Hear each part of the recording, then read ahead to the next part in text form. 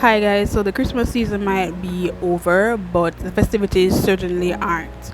So here I'm making a Jamaican fruit cake. You can see the wet and dry ingredients are currently separated, as well as the creamy mixture with butter and sugar. This mixture you want to get it fluffy and smooth as possible, but don't try to achieve the smoothness so much. Try to mix out as much of the sugar that you can, but it might not reach to that level. You can just go ahead and add the other ingredients.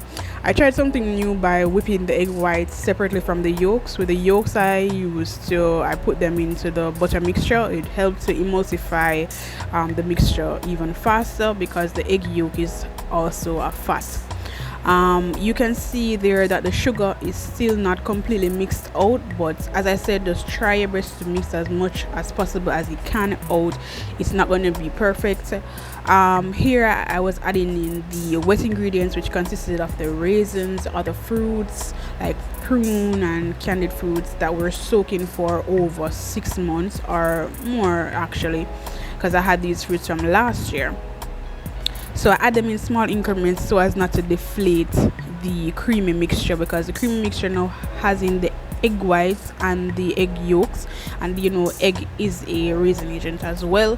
Yes, this cake adds some baking powder, but the egg, you want to have the cake also naturally rise as well. So here I'm now adding in the dry ingredients, and I'm using the method of cutting and folding. This is also very important to not deflate your cake. You want to just take your time and slowly incorporate the dry ingredients into the wet ingredients.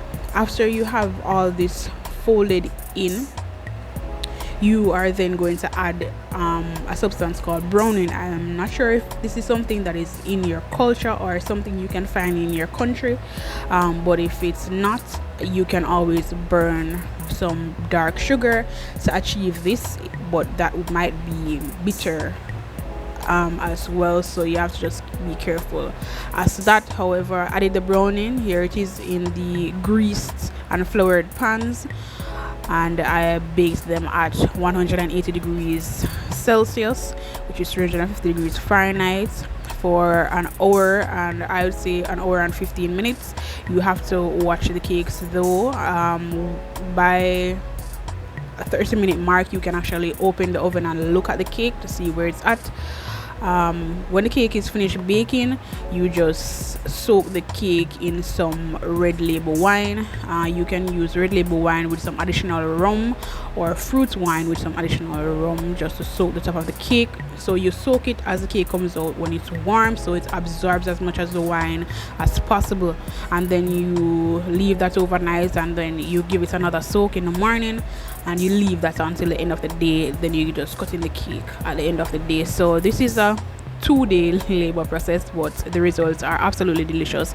So guys, I made a second batch. Here is the photo, but I used more fruits. So this is the Christmas cake, guys.